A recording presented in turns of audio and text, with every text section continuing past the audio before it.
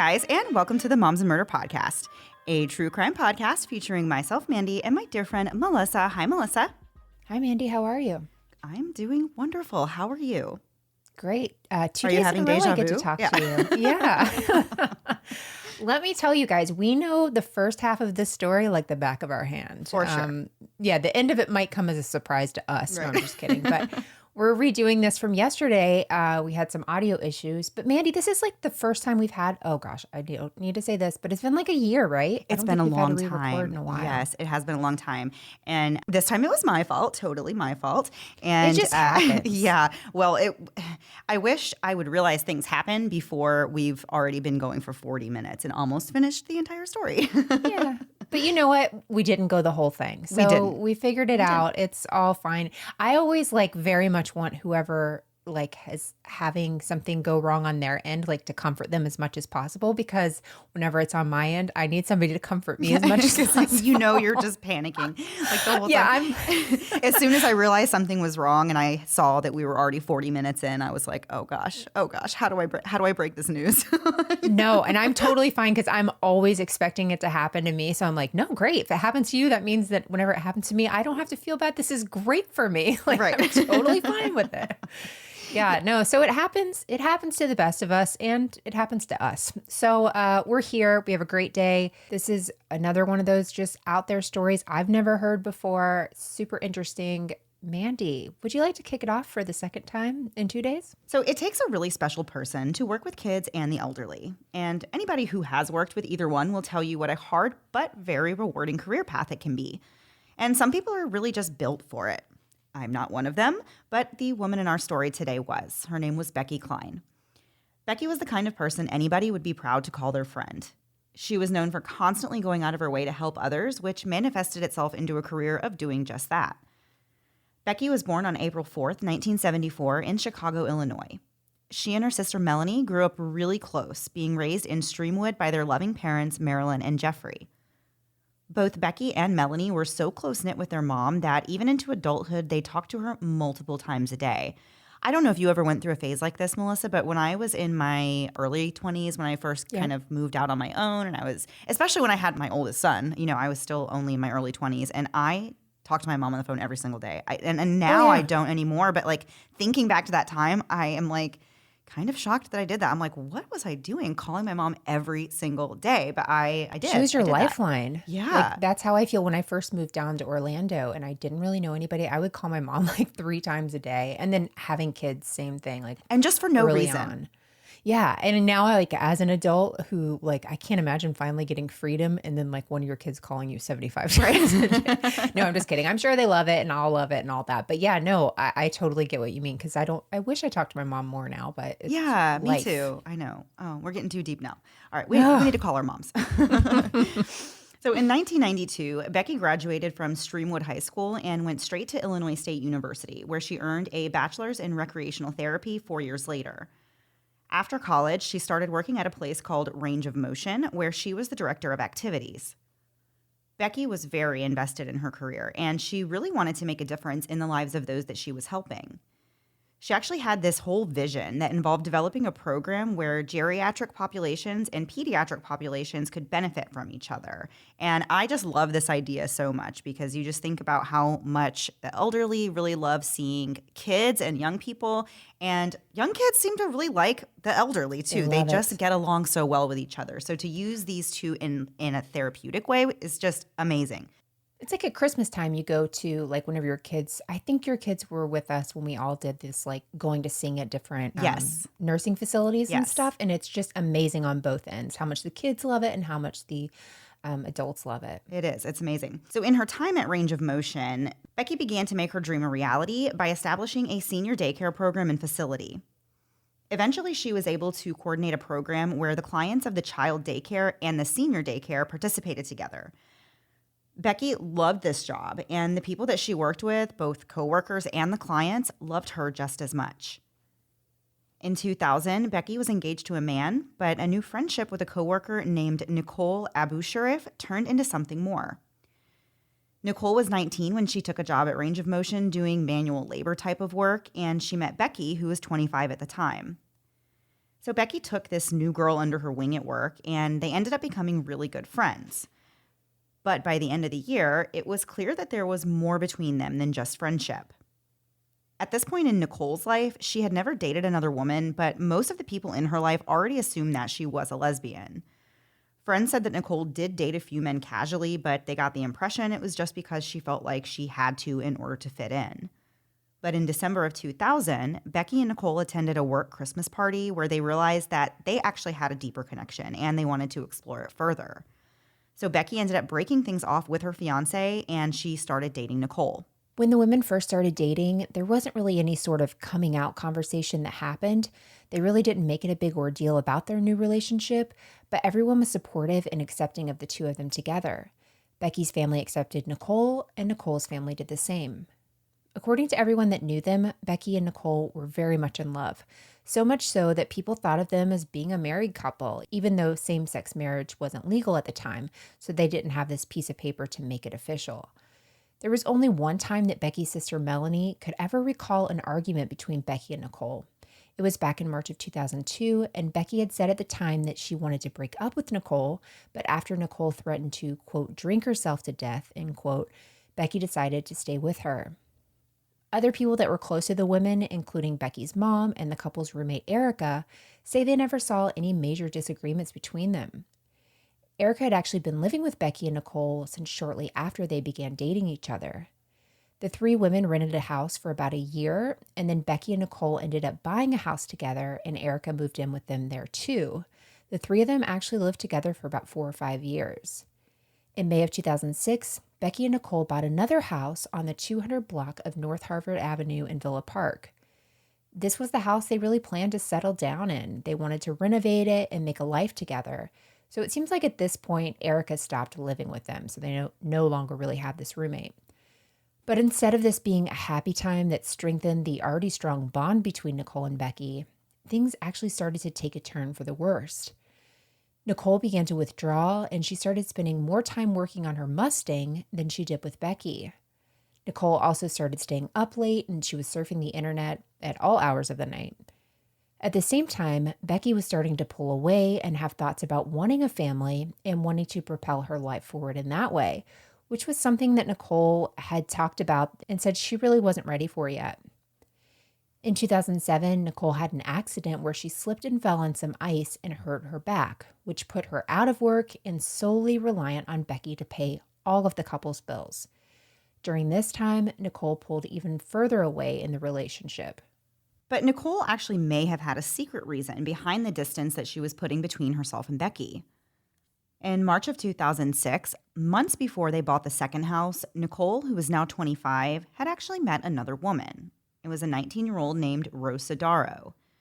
Rose went by the name Hollywood on MySpace, which Melissa and I talked about in the first take of this recording, how we had forgotten that MySpace had these fun little handles, these little nicknames that people gave themselves with all the little squiggly line and the stars and heart symbols, wrapped around them, and how fun of a time that was. I still feel like that was such an aggressive time, though. If you think back, like, you go to somebody's page and they have like 37 videos playing. So as you scroll, it's just everything going off at once. Like my favorite song this week. And then they broke up with their, boyfriend. And then it's, this is a song about being dumped. And they're all like playing immediately. Like that was such a terrible time in everyone's lives. And like the top 8 friends. I miss that too. Top 8. No, I don't. Did you make someone's top 8? And then they had to expand it to 16 because people were getting really upset. Yeah, I remember like a friend, and I was an adult, an actual adult, and a friend actually wrote me and was like, I don't understand why I'm not in your top 8. You're in my top 3. And I wanted to be like, well, it's not really a top 3. It's a top 8. I'm sorry you didn't make it. But I hated it. That's so much stress to put on people. I know. Terrible. So good old MySpace is where Nicole and Rose met each other. And their conversation started out just being online on MySpace. But over the course of about a month, things progressed into texting and talking on the phone until eventually Nicole and Rose decided it was time to meet up in person. Nicole went to Rose's house to meet her for the first time. They started off just being friends, but eventually they did start to have a sexual relationship. Meanwhile, Rose had no idea that Nicole was not only in a long-term relationship with Becky, but that they also owned a house together and lived together. In June of 2006, Rose actually went over to Nicole and Becky's house for the first time. And Nicole told her that, hey, I have a roommate who lives here, referring to her longtime girlfriend and co-owner of their home, that's her roommate. So Rose did spend the night at Nicole's house several times, but it was always when Becky wasn't home. During the course of this relationship with Rose, Nicole said a lot of really bizarre things. For one, she claimed that she was a Villa Park firefighter and that she had also fought fires in New York alongside her brother. And not only that, but she and her brother were responders to the scene of the 9/11 attacks. In reality, Nicole had never been a firefighter anywhere, ever in her life. And what's more, she didn't even have a brother named Danny. But in this very elaborate made-up story about her life that she gave to Rose, her brother Danny was a main character. I will never understand people that want to put themselves in situations they were never in, but especially 9/11. I guess it's for attention, but I don't know. That's like the worst attention-seeking thing. I can't imagine lying and saying that. No, especially because there are people that were really there. What was the documentary called? I think it was The Woman Who Wasn't There. It was on Netflix for a while. It was about a lady. I watched that years ago.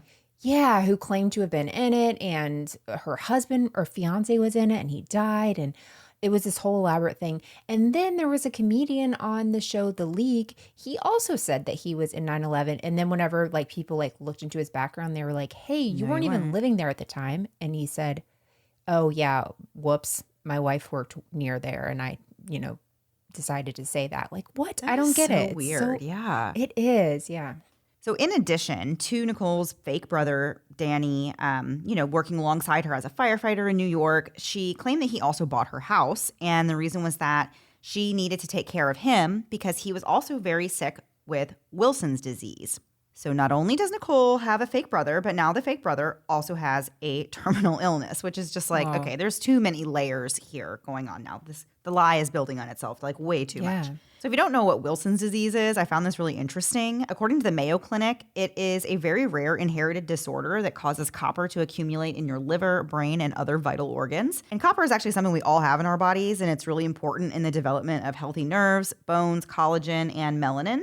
And we normally just absorb it through our food, of course, and excrete what we don't need. But people who have Wilson's disease cannot properly eliminate the copper. So it just accumulates, and sometimes to a fatal level if it is not treated, which I am just blown away by. It's just one of those weird 101 ways your body can turn on you and kill you. It's what is going on here? This is not something I would ever think that I needed to be concerned about.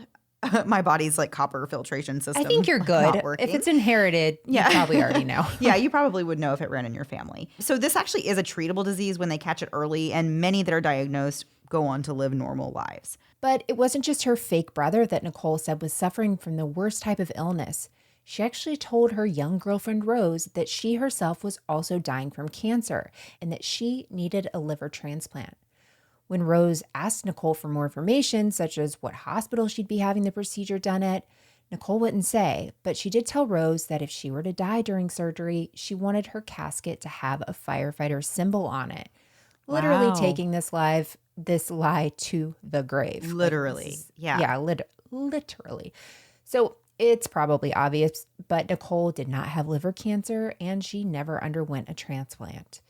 Rose started to catch on when she realized that Nicole was drinking alcohol often, which is not something one would do if they were waiting in line for a new liver. That's, oh my gosh. But telling these fake sob stories wasn't the only way that Nicole was manipulating Rose. She also told her constantly how much she loved her and needed her, and talked about buying a new house so that she and Rose and maybe some of Rose's family could live in it together. Throughout this whole charade, Nicole was also using fake MySpace accounts, as many as 4 different fake accounts. I love when people do this. Right? It's very hardcore. Essentially talking to herself and to Nicole to make it seem like Nicole has numerous people that are just vying for her affection and that she's really high in demand, which people are lining up to date her. I know. In my wildest fantasies, I'd be like, one person likes me? All right, that's about max I can go. So when Nicole was busy with Becky and she couldn't meet up with Rose, she would tell her that she was out of town, she was at firefighter training, or she was working at the fire station. Rose's mom eventually expressed her dislike for Nicole, and in the summer of 2006, Rose actually ended their relationship. But just a few months later, they were back to seeing each other again, and this continued into the following year, which was 2007. And Nicole and Rose's secret affair, it continued until March of 2007, when suddenly Nicole's longtime girlfriend, Becky, goes missing. Becky's sister Melanie had showed up to the house that she shared with Nicole on March the 15th at about 4:30 in the afternoon. She came over because the plan was to help her sister set up for a birthday party that was going to be for Melanie's son the next weekend. Becky had agreed to host the party in their garage, but they had some cleaning to do and they wanted to decorate some for the party. So that day, Becky and her sister Melanie worked together while Nicole stayed inside and laid on the couch, allegedly due to her back injury. She didn't get up and help Becky and Melanie clean or decorate the garage that day. Once the sisters were finished for the day, Melanie stayed over for dinner and then she headed home at about 7:20. We're not exactly sure why, but Melanie tried to call Becky shortly after she left at around 8 p.m., but Becky didn't answer the phone. But of course, no big deal. They've just been together all afternoon, and Becky probably was just winding down for the night. But the next morning, Becky still hadn't responded to Melanie's call, and she got even more concerned because it was their typical morning routine to talk on the phone on their way into work, and Becky also missed that phone call. As we said before, she was really close with her family. So this combination of not getting an answer the night before and now Becky hasn't called at her usual time in the morning, something is feeling really wrong to Melanie. But she continued on with her day and just hoped that she would hear from her sister really soon. It wasn't until 11:30 that morning that the alarm was really raised when it came to Becky's whereabouts. She didn't show up for work, and her boss, John, called her house to see what was going on. Nicole answered the phone, and when John asked where Becky was, Nicole said that Becky had left for work that morning, as usual, and she couldn't imagine why she hadn't shown up at work. John told her that he tried to call Becky's phone but didn't get an answer, and Nicole kind of brushed it off and said, Becky's been having some problems with her phone in the recent days. But this was a little bit surprising to John because he actually had talked to Becky on the phone several times in the last few days, and she never mentioned to him that she was having any issues whatsoever with her phone. Right after Nicole spoke with Becky's boss, she called Becky's mom to find out if she had heard from Becky at all and told her, Becky's boss called, said that she hasn't shown up for work. We're just trying to figure out where she is. So Becky's mom said that she would talk to her husband and, of course, to Melanie to see if either one of them had heard from her. And when she found out that nobody had, she called Nicole back in a panic and said, "Everybody is now very worried. We all think that we need to start looking for Becky." Nicole said that she would get in her car and go driving around and try to look for Becky's work van. About an hour and a half later, Nicole said she found the van parked on the street just around the corner from their house. The doors to the van were unlocked and the keys were in the ignition. Nicole also noticed that Becky's backpack was on the seat, but Becky was nowhere to be found. Nicole dialed 911 to report what she found and to report that her girlfriend was missing. So at this point, Becky's family, her mom, dad, sister, and brother-in-law all had left their jobs and met at Becky and Nicole's house. By 2 o'clock, Officer Dave Subject arrived at the house to see a hysterical Nicole standing outside. She told Officer Subject that her girlfriend was missing. He asked her to tell her about what they did the night before, and Nicole said that it was really a normal night. They did things around the house, and then they went to bed. Nicole said Becky got up at her usual time and left for work around 6:30. Nicole said she went back to sleep and she didn't wake up again until Becky's boss, John, called her at 11:30. Becky's sister and her husband showed up around 3 that afternoon, and by that time, the police were already speaking with their parents. Melanie went walking around the house, checking things out, and she ended up finding Becky's cell phone sitting on a window ledge in the basement. Eventually, lead detective Edward Zorick arrived and asked Nicole to tell him exactly what happened leading up to Becky's disappearance. Nicole said they had watched TV until about 10:30 the night before, and then they both went to bed. Nicole said she slept on the couch that night because of the whole bad back thing she had going on. So the next morning, Nicole said Becky kissed her goodbye before going off to work between 7 and 7:30 a.m. So we already have a little bit more detail, right? Like they watched TV together. And Right. then the timeline's even a little different. She said last time she left at 6:30, now she says 7 to 7:30. So the detective asked Nicole what kind of relationship she and Becky had, and Nicole said it was great. It was a very loving and very committed relationship, and also there had been, quote, absolutely no infidelity, which we always talk about, not providing more information than you're asked. And Nicole did not know not to do this, apparently. So Nicole agrees to let Detective Zorich look around the house and the garage, and nothing really looked unusual. But in the garage, he did find trash, totes, and more strewn about. It appeared that Becky had not finished cleaning up after her sister left the night before the disappearance. He also noticed that Nicole's Mustang was coated with a layer of dust, except for one spot on the trunk lid. This was a 1966 Mustang that Nicole was very proud of. She actually bought it to restore it. Evidently, the truck and the ignition have two different keys, and Nicole said she only ever had the ignition key, but never a trunk key. At some point in the initial investigation, Detective Zorich talked to the neighbor and learned that there had been a car parked in Becky and Nicole's driveway overnight, and this car belonged to Rose Sodero. When confronted about this, Nicole told police that Rose was a friend of hers who dropped her car off in the middle of the night because she was drunk, and then a friend came to pick her up from there. Nicole said she didn't mention this before because Rose was underage and she didn't want to get her in trouble for underage drinking. Nicole said she just doesn't know Rose's phone number or her address, which is, wow, somebody leaves their car at your house and you just have no way of contacting the person and they're drunk. So I hope they come back to where you are. I mean, like, they must not have your information either. It's a lot of, Yeah, that's a little hopefully this weird. works out. Right. Yeah, that doesn't seem likely. Right. And so we still have more to get into the story after a quick break to hear a word from this week's sponsors.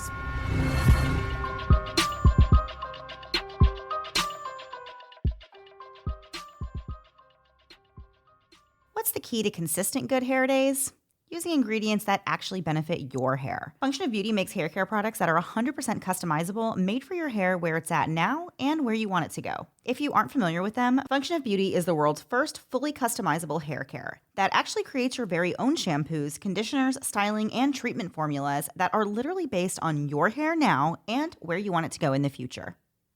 To get started, I took the quick hair quiz to help build my hair profile and selected 5 hair goals. My goals included volumizing and oil control.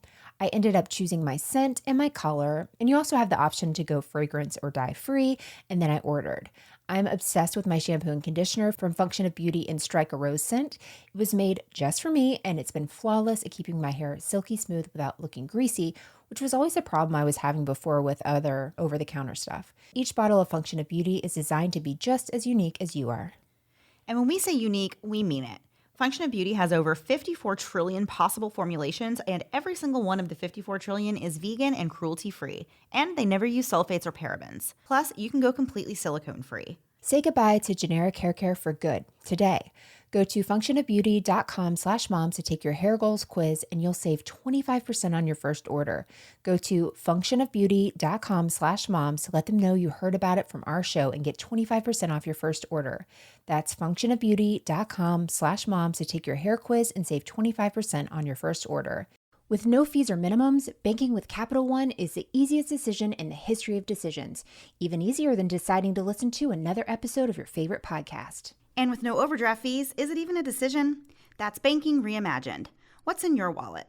Terms apply. See CapitalOne.com/bank. Capital One NA, member FDIC.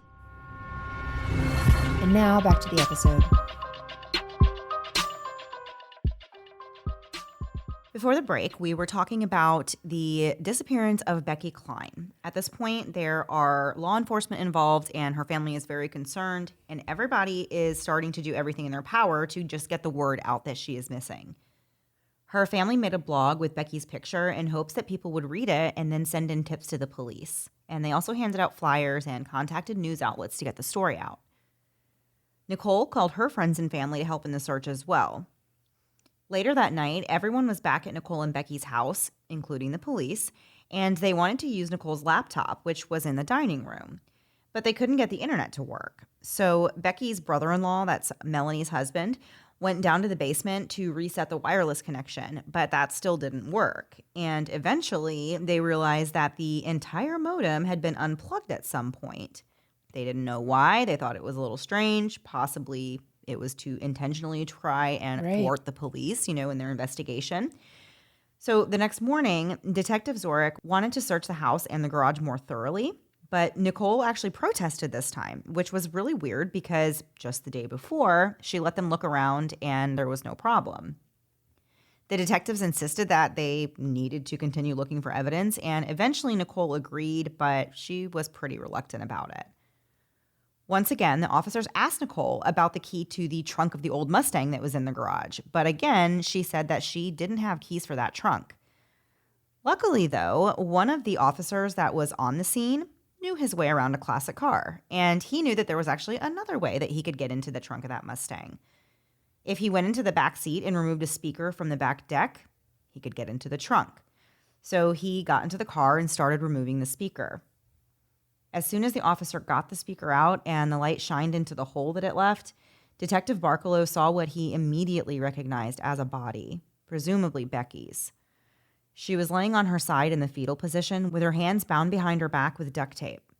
Her feet were also bound, and there was a plastic garbage bag over her head, which was tightly secured with duct tape. Becky's eyes and mouth were covered with bandanas tied around them as well. Detective Barkalow went back inside the house to speak with Nicole. At first, he didn't tell her what they had found in the trunk, but instead he asked her one more time if she had any keys to the trunk of the car.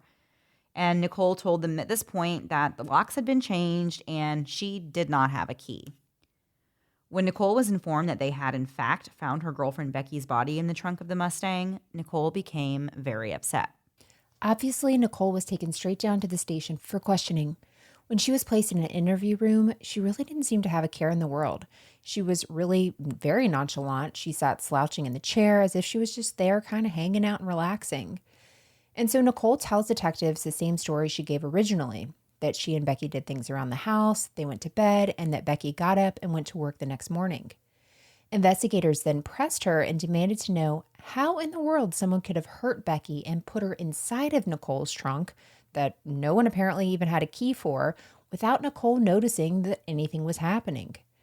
And so that's whenever Nicole said, actually, she did do something else that day. She actually left the house for a few hours to run errands after Becky left for work. Okay, well, I thought she was sleeping all morning. Well, listen, you've never done any sleepwalking, sleep shopping in your entire life, running. Mandy? No, Yeah. I don't think I have, yeah. So, of course, this is a huge change in the story. She said before she'd been sleeping the whole time, as we said, until Becky's boss calls at 11:30. And so officers are obviously very interested in everything that Nicole is saying because she's basically digging herself a hole at this time. She can't get her story straight. It's making even less sense, the more she goes on. So back at the house, detectives did find some more interesting discoveries. 2 different sets of keys were found, one on an end table in the living room, and then a single key was found in a dresser in the primary bedroom. 2 of the keys they found ended up being for the trunk of the Mustang, which is bad news for Nicole because now they know for sure she's lying to them about that. She has not 1 key to the trunk, she has 2 of them. Wow. So smart, yeah. Officers also found a stash of marijuana and evidence that Nicole was abusing prescription drugs, which later turned into allegations that she was actually selling drugs. They also found a roll of duct tape in the garage that was a match to the tape used to restrain Becky. Further investigation showed that the duct tape was actually purchased the same night that Becky was last seen, at about 7:34 p.m. from a Walgreens nearby. This means that the tape was purchased about 15 minutes after Becky's sister Melanie left for the night. And as we said before, Becky didn't answer her phone at 8 p.m. So we have a pretty tight window at this point. Investigators canvassed the neighborhood to see if anybody saw anything, and one neighbor actually did. He said that he saw 2 vehicles at the house on the night of March 15th, and he knew that one of them belonged to Rose, but he said that there was actually another vehicle, a truck, that was parked there as well, and he didn't know who that vehicle belonged to.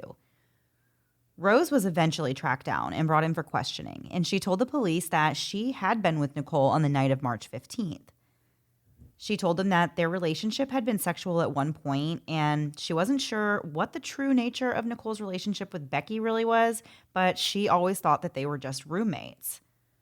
Police told Rose that Becky had actually been found dead, and that's when Rose decided to tell the detectives the truth. She said that she invited Nicole to go bowling that night, but Nicole actually declined the invitation because allegedly she had to work at the firehouse and didn't get off work until 7:30. As we know, she wasn't working at the Oh my firehouse, so gosh, we yeah. don't know what she was doing. Rose said she actually met up with Nicole, but it wasn't until 9:20 that night. And they met at a restaurant, and then they rode in Rose's car to the bowling alley and left Nicole's car in the restaurant parking lot. According to Rose, Nicole partied pretty hard that night. She was drinking beer and taking shots, and by the time they left at 1:30 in the morning, Nicole was really drunk. So Rose knew she couldn't drive home, so she took Nicole home in her car, and they got back at about 3 a.m. Rose pulled in the driveway and parked there. She said that she parked on the side of the driveway that was closest to the front door because there was a van parked in the driveway near the garage, and she said she didn't know who the van belonged to. I would think that that was Becky's van. She actually didn't have a vehicle of her own. She just used her work van. So Right. it would make sense for Rose not to know that it was Becky's van because Becky's not usually there when Rose is there. So, that would make sense for her to be like, yeah, there was this van I've never seen before, but Right. don't know whose it was. But she did say that when they got inside the house, nobody was actually inside. Nicole ended up getting some clothes for Rose to change into so she could stay the night that night. And when they were in Nicole's bedroom, Rose said that she noticed a gun in an open case laying on the bed. And she asked Nicole, why is there a gun on the bed? And Nicole just kind of brushed it off and said, don't worry about it. She put the gun away and they didn't talk about it anymore. Later that night, Nicole told Rose that she had a really awesome present to give her. And she reached into her pocket and pulled out a key to the Mustang and told Rose that she could come over and take it for a spin anytime she wanted, which is Goody. very bizarre. It's literally a crime scene. Yeah, it's so strange. The next morning, Nicole woke up sometime between 7 and 8 a.m., according to Rose. Rose said that she went back to sleep for a little bit, and then when she finally woke up again, her and Nicole watched TV until Nicole started getting all these phone calls, at about 11 o'clock, 11:30, and the calls that she was getting seemed to really upset her. Rose said that Nicole eventually told her that her roommate, Becky, was missing, and that the calls she had been getting were from Becky's boss and her family. At about noon, Rose took Nicole back to the restaurant where she had left her car the night before so she could pick it up. During the ride there, Nicole continues to get more phone calls and seems pretty wrapped up in whatever's going on, so Rose drops Nicole off at her car and she goes home. Nicole and Rose were supposed to go to a wake together later that afternoon, but Nicole called to tell her that she would be later than expected, but she still wanted to go. This would be about the same time that the police are actually at her house trying to find out where Becky is. And she's like, hey, sorry, I'll be late to the wake that's going on, which is already just so weird in itself. I don't know. So Rose goes to the wake without Nicole. And when she's driving home, Nicole calls her and tells her, if you get pulled over by the police, deny knowing me and deny having a MySpace account too, which it's 2006. You can't really deny having a MySpace account. Right. We all had one, Right. whether we ever admitted it or not. So Rose is confused by this call, but she kind of shrugs it off. And so then Nicole calls her again later and apologizes because she said one of the neighbors had seen her car parked in the driveway the night before. So Rose is really confused at this point because she's been there before. Why would it matter that her car was there? But Nicole wouldn't tell her anything more. Nicole then asked Rose to lie some more and say that she'd been out drinking with friends and she left her car at Nicole's because she was too drunk to drive. Nicole said she wanted Rose to say these things because she was trying to protect her and keep her from getting involved. I love whenever the criminal plays the hero. Right. Yeah. After hearing Rose's story, investigators initially believed that she was not telling the truth about her alibi. But they eventually did confirm that Rose had been at the bar at around 9 that night and she was out bowling until after midnight. So they realized that Rose really had nothing to do with Becky's murder. But what about that other vehicle that was seen parked in the driveway? Well, with a little detective work, they were able to figure out that the owner of the vehicle was someone named Robert L. Edwards, and through further digging, they realized that Robert was Nicole's supervisor at her previous job. It was the job she had left due to the back injury she had. So officers questioned Robert about what he was doing over there, but he claimed that he was in Elk Grove Village that evening getting his hair cut. He said he was casual friends with Nicole, and up until March 15th, he hadn't even seen her for about 3 weeks, so it wasn't like they were best friends or anything. This turns out to be a total lie, and police end up finding more than 50 calls between Nicole and Robert. P.S. If I have 50 calls between me and anyone, I've committed murder because there's no other reason I'm calling somebody 50 times. Right. Not Right. really. Please, nobody take that seriously. I've but known you that's for so how many many years? I could probably look at how many times. Like, I could probably call the phone company and ask them to tell me specifically how many times my number has called yours, and it would be less than 50 in the last 5 or 6 years. Like, there's no way. Absolutely. That's crazy. And you've always, before we call each other, we've text each other and say, I'm going to call you. We plan it out. It's on the calendar. Exactly. So, this is just a huge number, even for the time. So Robert's interviewed by police once again, where they confront him with these phone calls. And so that's when Robert admits, yes, he had been in touch with Nicole, but it's not really what they're thinking. The two of them were actually drug buddies, and that he went over to Nicole's on March 15th to buy drugs from her. Investigators finally broached the subject of Becky's murder, but Robert evaded the questions and claimed he was too drunk that night to even remember what happened. He never told police anything he saw that night, but he insisted he had nothing to do with murder. So, unfortunately for Robert, this wasn't enough to keep him out of jail. He was arrested on March 23rd and charged with a felony count of obstructing justice, and his bail was set at $1 million. This high amount was due to the fact that the case was hinging on a murder investigation. The investigators tried to tie Robert to Becky's murder somehow, but there really was no evidence that he was in any way involved. The only thing that he was actually guilty of was not telling the police everything that he did see when he was there that night buying drugs. In the end, Robert was found guilty on the charge of obstructing and was given 75 days in a work release program, followed by 30 months of probation. Meanwhile, they were still hard at work proving Nicole's involvement. They knew that she was lying to them, but they needed to collect the evidence to back it up. And thankfully for them, in this case, that wasn't going to be a problem. An autopsy was performed on Becky, and strangely, there were no obvious outward signs of injury. There were no defensive wounds or any sign that she struggled for her life. Even the garbage bag over her head was untouched, as if she never tried to get it off. There were no bruises, scrapes, or scratches, which was kind of odd considering that most people who are shoved into a trunk do have some visible signs of various trauma on their body. The bag covering Becky's head had no dirt or debris inside of it, and it was tied tightly enough that no air would have gotten through, and her death was ultimately caused by suffocation. The contents of her stomach were examined, and it was determined that she died within an hour and a half of her last meal, which, according to her sister Melanie, was around 7:20 p.m. This proved that Becky died on the night of March 15th, so Nicole's claim that Becky kissed her before heading off to work the next morning was obviously all a lie. A toxicology report showed that Becky had no substances in her system. On the rear end of the Mustang, the police found and collected 3 fingerprints, all of which were a match to Nicole's left hand.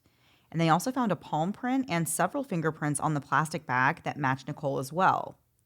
They felt that these prints were consistent with Nicole placing her hand on top of Becky's head while shoving her into the trunk.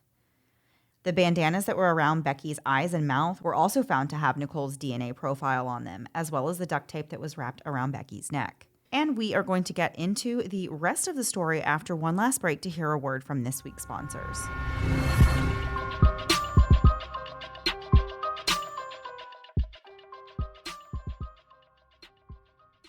I wasn't super familiar with omega-3 supplements when I first started taking them, and to be honest, I tried a lot of different omega-3 supplements, and so I can confidently say Iwi, that's kiwi without the K, is the best one I've ever used. Their secret is algae. It's a whole nother level than plain fish oil, and here's why we love Iwi. Iwi's proprietary form of algae actually leads to 50% more absorption than the other guys. It's actually the world's highest absorption of any source of omega-3, thanks to its proprietary formula that goes right to give you more absorption, which means more health benefits for you. No matter your age, you can reap the benefits of Iwi. Anyone that is all in on their healthy lifestyle, like me, will want to add Iwi to their self-care supplements to help support your heart, brain, vision, and overall wellness. Plus, all of Iwi's products are plant-based and sustainably sourced and farmed in the U.S. And if you're not super excited to take an omega-3 supplement because you've either heard about or experienced those awful, nasty fish burps, good news. Iwi doesn't have that effect thanks to their secret, which is algae. So you can take your Iwi like I do, but not worry about those nasty burps that come up later. It's never too late or too early to start taking Iwi. Go to iwilife.com/moms and use code MOMS22 to save 30% on your first purchase of any Iwi product. Take advantage of this limited time offer today. iwilife.com/moms, code MOMS22 for 30% off your first purchase. iwilife.com/moms, code MOMS22. These statements have not been evaluated by the Food and Drug Administration. This product is not intended to diagnose, treat, cure, or prevent any disease. I love a new fun makeup or skincare product like the next person, but the things that were important to me in my youth are even more important now. Things like having high-performance beauty and skincare products that are actually made with clean, skin-loving ingredients, which is why I love Thrive Causemetics. Thrive Causemetics really has it all. One of my personal favorites is their Overnight Sensation Brightening Sleep Mask. It really doesn't even feel like a traditional mask. I just wash my face and then put on this cooling and brightening face mask packed with antioxidants, and it gives me the radiant, more hydrated skin I thought I could only dream of. I'm a creature of habit and have been using the same mascara for several years. That is until I started using Thrive's Liquid Lash Extensions Mascara. I can immediately see why it's their best-selling product and has over 15,000 five-star reviews. The difference with this mascara is it really mimics the look of lash extensions without damaging glue or expensive salon prices. It uses clean and nourishing ingredients that support longer, stronger, and healthier looking lashes over time. Plus, thanks to its tubing formula, it literally slides right off with warm water and a washcloth. You don't even need soap to get it off. And you can buy products that make you feel good while doing good, thanks to Thrive's Bigger Than Beauty promise. For every product you purchase, Thrive donates to help women thrive, including women emerging from homelessness, those fighting cancer, and more.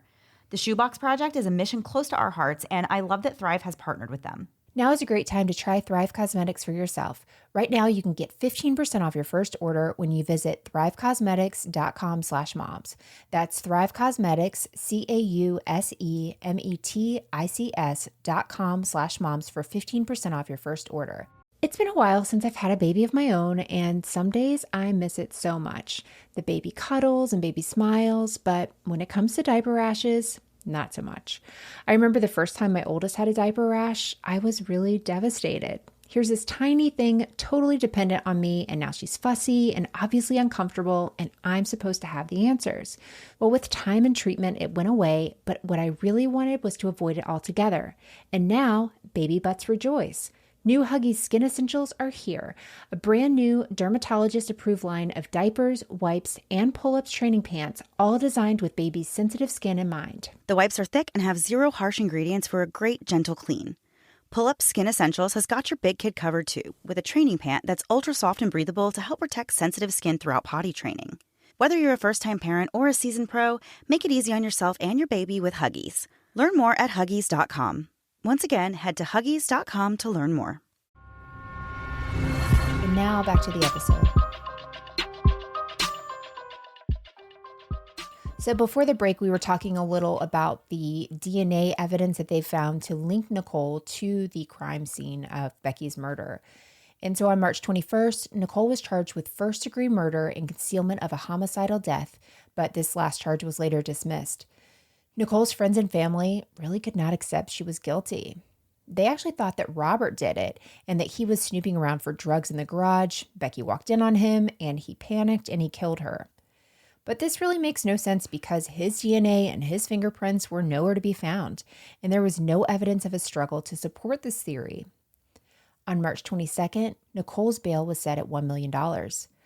According to the Chicago Tribune, Nicole was distraught and nearly in tears, and she pleaded with her lawyers to dispute what the prosecutors were saying. After the hearing, Nicole's attorney told the public that Nicole maintains her, quote, absolute innocence. She wants to get out of jail and find out who did this to her partner of 7 years and to especially attend Becky's funeral, end quote. I find that statement so weird. She wants to get out of jail. It sounds very OJ-esque. She wants to get out of jail, find out who did this, but like also mostly attend Becky's funeral. What? Right. That's so weird. So Nicole's attorney said her family was trying to raise the $100,000 cash needed to bail her out of jail. Nicole's attorney, though, brought up this solid point that said it was physically impossible for Nicole to have committed this murder. He said, quote, Nicole is 5'2", about 115 pounds, in remission from liver cancer, and with a back that prohibits her from lifting more than 20 to 30 pounds, the size of a small child. Nicole never could have carried Becky to the car and lifted her, end quote. Obviously, we know the whole thing about liver cancer was fake. I mean, did her attorney not realize that, I I guess guess? not. Yeah. He must have just taken Weird. everything she said for the truth. Yeah. Well, okay. But her height and weight were accurate in this. Becky was 5'4", though, and she was 140 pounds. So there is a bit of a difference there. On April 6th, the Chicago Tribune reported that Becky's family claimed that Nicole's family illegally took Becky's personal items from the house they shared.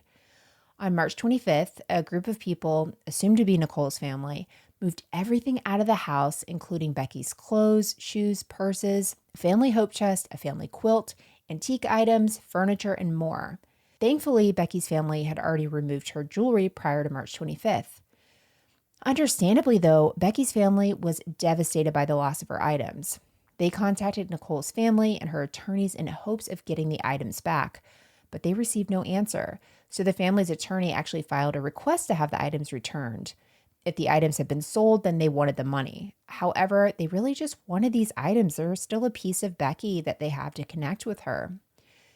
Within weeks of her arrest, Nicole's family was able to raise the $100,000. So she was released on bail and put on house arrest at her father's house. Now, I didn't see anything that said this, but like my thought was, oh my gosh, if they sold Becky's stuff and got money for it and used that Oh money my gosh. to get her Yeah. out on bail, like Wow. that's Yeah. not me saying that's what happened, but Right. That would it's be like terrible. oh, yeah, that is wow. Okay. I gotta stop because I'm like getting myself upset about a situation that I have no idea if ever it even took place. So on April 25th, 2008, she actually violated her bail by leaving her apartment and going next door to a family member's house. An officer was there conducting a surveillance check and actually saw her do it. The officer was also told by a neighbor that Nicole was seen outside every day. I will never understand that either. Like if you're out on bail, like people have put up money for you. Like just Right. obey You the have a freaking target on your back. rules. Yeah, Yeah. exactly. Days later, Nicole's arrested for a bond violation, and the prosecution asks then that her bond be revoked. Instead, the judge raised it to $100,000, which meant that her family would have to come up with another $10,000 before she could be released again. They raised the money, and then she remained out on bond until her trial. More than 2 years after Becky was murdered, Nicole finally went to trial on April 20th, 2009. The prosecutors allege that Nicole killed Becky for life insurance money after it was learned that they both had life insurance policies on each other. They also said that part of the motive was that she wanted to live out a life free to do whatever she wanted, including to date Rose.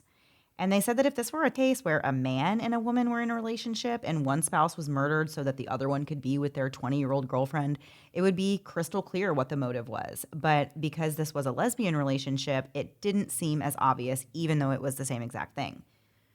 Messages between Rose and Nicole proved that their relationship was more than friendly. It showed a gradual increase in intensity in the months that were leading up to Becky's murder, and in the prosecution's opinion, the messages, quote, demonstrated the desperation of Nicole to win Rose's affection and the lengths she would go to ensnare, seduce, and keep Rose's affection. Nicole's attempts to conceal her relationship with Becky from Rose also made her look pretty sketchy. The prosecution theorized that Nicole killed Becky after her sister left, which was at 7:20, as we said before. They said that she used the gun, which would have been the one that Rose saw sitting out on the bed, in order to control Becky. And after binding her and putting the garbage bag over her head, Nicole allegedly continued using the gun to force Becky to get into the trunk, which would explain why she didn't have any sort of bruises or scrapes like she would have if somebody had forcibly shoved her in there. Nicole allegedly left Becky in the trunk to suffocate to death. At 9:20 p.m., Nicole met Rose and they went bowling and later went back to the house where Nicole pretended like she hadn't just murdered her girlfriend that night. As for the defense, they really had quite a different story to spin. First, they alleged that Becky and Nicole were in an open relationship, and therefore Rose couldn't have been the catalyst to the murder because Becky supposedly knew about her and was fine with it. They said that they weren't really sure who killed Becky, but they knew it wasn't Nicole, and that convicting an innocent person of murder would just be another tragedy. When it came time to answer why Nicole lied to Rose about her career and her health, the defense said that, yes, she did lie about those things, but as attorneys always love to say, lying does not a murderer make. The defense actually tried to keep the messages that were saying those things from the jury, but the judge said that no, they're irrelevant. They will be allowed in court. The fact that Nicole's DNA profile was found on several surfaces and items in the home was also explained away because Nicole lived there with Becky. So, of course, her fingerprints are going to be on their things at their house. They brought up the fact that Nicole was the one to call 911 and report Becky missing, and they kind of were using this as like a gold star point for her, which I don't really think means anything to me personally. No. And even if I was a juror, that wouldn't mean anything to me personally, because we hear all the time stories where the murderer calls in the murderer and, you know, it's part of their alibi to be the one to call it in, thinking like, oh, they're not going to suspect me because I called it in. If anything, I'm more suspicious of the person that called it in. You know, I'm like, what, like, how come you were the first one, you know, to respond? Like, it just makes me question, you know. So in the end, the defense said that there simply just wasn't enough evidence to convict beyond a reasonable doubt, which I feel like is a stretch. I mean, Becky was found in Nicole's car. It's her vehicle that supposedly didn't have any keys, that they found did have keys. But so it's like, I don't know, you're going to have a hard time convincing me that it was somebody else who did that. In their own house. I mean, there's just, it could not be a more convenient place for her to have killed her. I mean, it's all signs kind of point to that. Yeah, no, I agree. Sometimes you do hear stories where you're like, you know, there's something there. Not this one. Right. So Nicole took the stand and testified that she and Becky had agreed to an open relationship about a year before she was killed. Becky had wanted to have kids, but Nicole said she wasn't ready. She said their relationship was still happy and loving and that there was never a time that she didn't love Becky. Nicole claimed that Becky knew all about Rose and had even seen them kiss once at a party. According to Nicole's version of events, she had made plans with Rose on the night of March 15th. Before she left, Becky's sister Melanie came over to decorate the garage, and she left around 7:15. Nicole said that it was Becky who went to Walgreens to buy the duct tape because they were going to use it to put away Christmas decorations in the garage. Nicole said that she tore off strips of tape as Becky packed the bins. She was just sitting on the side because of her back. She was basically the tape girl. We're taking this to mean that, hey, yeah, my fingerprints were on the tape, but that's because I was the one cutting the tape for them.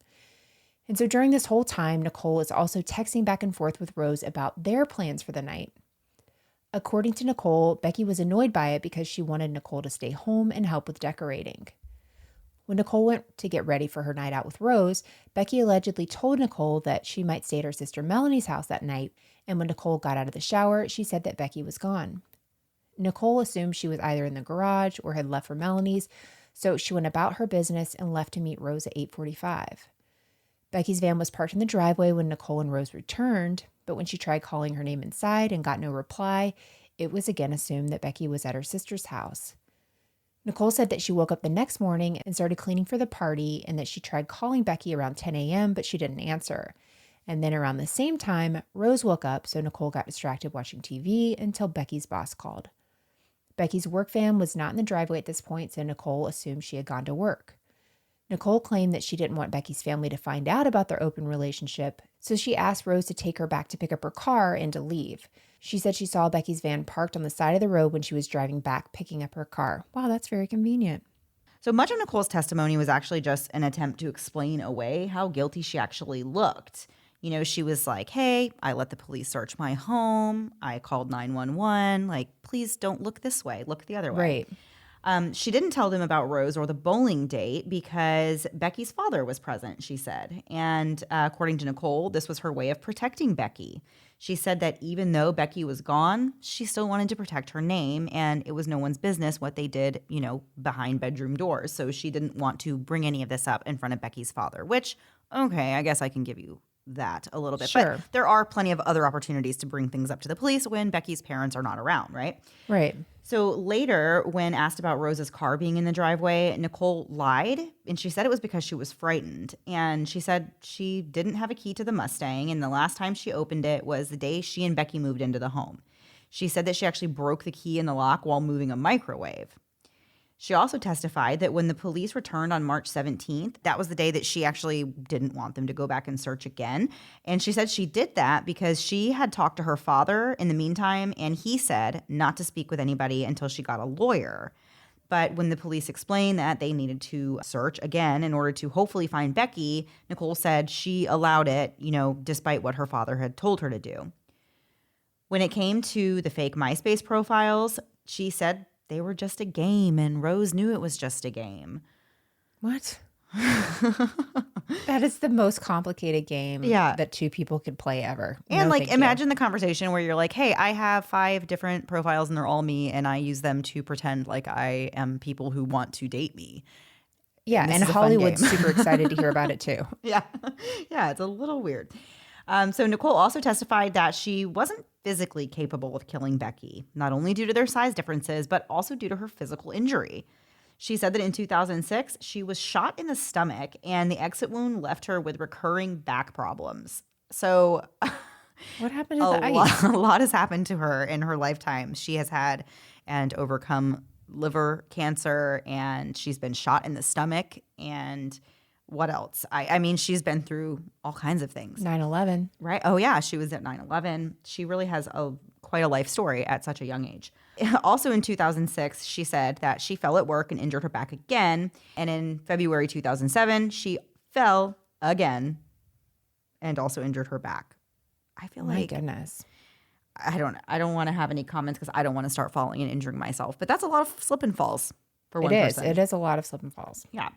So because of all these injuries, on good days, she was only able to lift about 40 pounds. And on bad days, she couldn't really pick up anything. And so her doctor told her that she wasn't supposed to lift anything over 25 pounds. And so she was saying that in March of 2007, she wouldn't have been able to lift Becky because Becky obviously weighed a lot more than 25 pounds. Well, it's interesting, but if you think of somebody like in high adrenaline times, like you hear about the story of a mom pulling off a car over a child, just because they say she shouldn't lift 25 or 40 pounds, whatever, It doesn't mean mean that she you don't. can't. Right. It doesn't mean you're Yeah. physically incapable. It just means that you shouldn't because you are risking injury. Right. Yeah. So, okay. So under cross-examination, the prosecution was able to get Nicole to admit to, quote, profiting in 8 earlier insurance claims ranging from auto accidents to workers' compensation, end quote. Dr. Mohammed Hassan testified for the defense that Nicole, quote, suffered from arthritis in her back and had received treatment for pain in November 2006. The treatment included injections of steroids and anesthetics to her spine. In January 2007, she underwent surgery to palliate her pain. Even after surgery, she continued to complain of pain and numbness in her leg, end quote. On May 5th, after deliberating for 13 hours, the jury found Nicole Abu Sharif guilty of first-degree murder. They did not find the murder to be, quote, cold, calculated, and premeditated, end quote, which meant that Nicole would not face a life sentence. Instead, she'd face 20 to 60 years. That's really interesting to me that they didn't think it was calculated or premeditated. Right. Because it seems like all the signs would certainly point to that, that there was some lead up to this. It wasn't like out of a, crime of passion that she just, in a fit of Snapped. rage. Yeah, exactly. This was from the rest of the evidence they presented, with the behavior changing towards Rose and the secret relationship. Like, Right. It definitely sounds more like a calculated murder. So I was kind of surprised that the jury didn't see it that way. Yeah, no, I totally agree. Nicole's bond was revoked and she was sent to jail to await sentencing. The jury foreman told the Chicago Tribune, quote, the physical evidence was overwhelming, end quote. On July 28th, Nicole's sentencing hearing was held. The prosecution argued that she should receive the maximum sentence because Nicole, quote, deserves no mercy. She showed a complete absence of remorse, end quote. They said Becky was a flower in God's garden on earth, while Nicole was, quote, the bottom of the barrel, end quote. Wow. Yikes. But yeah, no, Yeah. okay, I get it. So the defense said that Nicole should receive the minimum of 20 years and said Nicole maintained her innocence. Nicole did not address the court. Before handing down his sentence, Judge John Kinsella told Nicole that he had no doubt that she killed Becky, especially since her fingerprints were found on the bag and the tape that were used to suffocate her. Judge Kinsella said, quote, it was Nicole's hand that was on Becky's head when Becky breathed her last, end quote. Powerful statement. Yeah. Nicole was sentenced to 50 years in prison. The judge didn't sentence Nicole to the maximum of 60 years because she didn't have a prior criminal history. She will have to serve 100% of her sentence before she's released. Following the hearing, Becky's family told the Chicago Tribune that they'd spent the last 2 years trying to figure out why Nicole killed Becky or how she was able to dupe and mislead them all into trusting her. On March 4th, 2011, the Appellate Court of Illinois affirmed Nicole's conviction and sentence. In December of 2017, Nicole sought relief from her sentence on the grounds that she was entitled to a new sentencing hearing because her, quote, participation in the offense was related to her having been the victim of prior domestic violence, emotional and physical abuse by the victim, and that such evidence was not presented at her sentencing, end quote. The Court of Appeals of Illinois denied her petition. Nicole is currently incarcerated at the Logan Correctional Center in Lincoln, Illinois. Her projected parole date is March 20th, 2059, when she is 78 years old. Following Becky's murder, the adult daycare program she spent 18 months developing was renamed the Becky Klein Adult Care Program. Wow, what a story. It just never ceases to amaze me how willing some people are to go to such horrific lengths just to end a relationship. Really is what it comes down to. Like, there was no reason that Becky needed to be killed. I don't understand this, that you have to kill somebody instead of just breaking things off with them. And especially because Becky had wanted to leave before. Right. And Nicole's the one that wanted her to stay. So I feel like at that point, you'd know that like at some point she wasn't super into this whole thing. So maybe she'd be willing to break up. Sure, you both are on this house and that makes it a little complicated, but more complicated than prison the rest of your life. Right. And killing someone that you claim to have loved the entire time. Right. What? Yeah. Very, very sad. Very tragic. For sure. But I think it's amazing that they were able to rename the program the Becky Klein Adult Care Program. That's awesome. I love that. And I'm so happy they continued to use the program that she developed. That's Absolutely. so amazing because I loved her whole idea with that. So yeah, that's awesome. It's amazing. Yeah. Okay. We are going to turn the page and move on to last thing before we go. Melissa came up with a silly little idea that I actually loved. I don't know. Did you see this somewhere or did you just invent this one? I invented it, but I've heard of people just saying like, oh, it's weird whenever you put things in there. So I'm going to take invention credits, but only because I don't know of a real one. Perfect. But feel free to correct me. Okay. So are you going to explain what we're doing? Oh, sure. Okay. So basically, if you've ever used Google Translate, you know that it can take phrases, something in English, if you translate it to another language, it loses some of its translation, right? Like we don't always have the same phrases that other people use and idioms and whatever else. So we just were picking either famous phrases. I think this was a couple days ago now, or quotes or whatever. Put it through Google Translate. I moved mine around through a few languages. Boom, bada bing. Yeah. We're going to read each other what the back to English translation is and see if the other one can guess what the original English phrasing was. Yeah. Right? So this actually took me a little bit of time because, like Melissa said, so we put an English phrase, a common one, into the Google Translate and translate it to whatever random language. And then we copy and pasted whatever it was in that language and then translated that into a different language. And then we did that a few times and then translated back to English. So it wasn't like English, translating it to like a bunch of, not the same English phrase. It was like actually going through multiple different languages and then back to English. So I thought it was really fun and funny. I know you said you kind of had a little bit of a hard time because some of them just translate right back to basically I was like, the come same on thing. now. Yeah, so I found some that kind of did that too, but I found a few that did not translate exactly back and they were pretty funny. So do you want to do the first one? Perfect. Yeah. So my first one is you will lose 100% of the employees you do not earn. You miss 100% of the shots you don't take? Yeah, there you go. It's How Michael did employees Scott get for in Wayne there? Gretzky. I don't know, but when I saw employees, I was like, I like that. And my you don't gosh. earn your employees. Yeah. Oh my gosh. Okay. So here's one. Here's one that I did. All right. So it's do not make a wet sheet. Do not make a wet sheet. How about do not make a big deal? Oh, I don't know. No. Don't be such a wet blanket. Oh, Do not make a actually- wet sheet. I like it. That's a little office related too. Pam says that once. There we go. Okay. I like this one. Sing like everything. Sing like it doesn't matter. Play like yourself. If no one has seen it and there is life on earth. What? Sing like everything. Sing like it doesn't matter. Play like yourself. If no one's seen it and there's life on earth. I have no idea.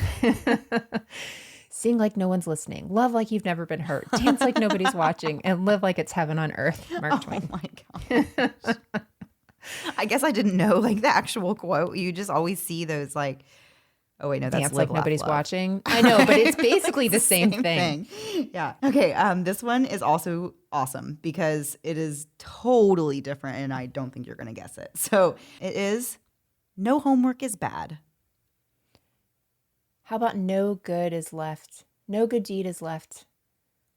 What is that? Punished? Unpunished? I think so. I don't know. That's not the phrase, but I know okay. what you're trying to say. Yeah. No. So no homework is bad. It was what was translated back from there's no such thing as bad publicity. Interesting. Yeah. So we Wouldn't got have no gotten homework there. is bad. Yeah. Yeah. I like this. This one I specifically did for you. It's a quote-ish. All right, you ready? If you decide to leave the child, I'm not on your way, but you will inevitably return. I don't know that one either. I'm going to read it to you one more time. If you decide to leave the child, I'm not on your way, but you will inevitably return. I have no clue. Okay. If you're determined to leave, boy, I will not stand in your way, but inevitably you'll be back again. I just love if you decide to leave the child. Oh my gosh, that is so funny. I should have known there was going to be some kind of funny little Mariah reference in Carey, there. yeah. All right, I just have one more, and you'll probably guess the phrase, but this one made me laugh too whenever I read it. The bird in his hands was the second most valuable item in the forest. Ooh, is that two birds? Why can't I even think of them? Two birds, one stone. Kill two birds with one stone. Oh no, that was a good bird guess. in the though. bush is bird in the hand. yeah, It's okay. worth two in the bush. Yeah, it translated back to the bird in his hands was the second most valuable item in the forest. I like a second most valuable. That's awesome. I know, I love it. All right, so that was kind of silly and fun. I had some other ones that weren't really that great. I did bet your bottom dollar, and that came back to bet on a smaller dollar. I actually really like that one. Yeah, I know, I love that one. So that was kind of fun. Those are fun to play around with. I love those. We'll have to do that again sometime. I'm sure we'll bring it again when we Yeah. can't come up with another idea. Yeah. Or if you guys have any phrases that we should do next time, send them in or Yes. comment and let us know. All right, guys, I think that was it for this week. We will be back next week, same time, same place, new story. And I know the next one that we have coming up, it's not technically a two-parter, but there's going to be 2 episodes back-to-back that are related to each other. So that will be very fun. I'm excited. Have a great week. All right, bye. Thanks so much for listening to the Moms and Murder podcast. Make sure to check back with us next week for a new episode. You can also find us at momsandmurder.com, where you can connect with us via social media. Please make sure you subscribe and give us 5 stars, because giving us 4 stars would be a crime. Thanks so much.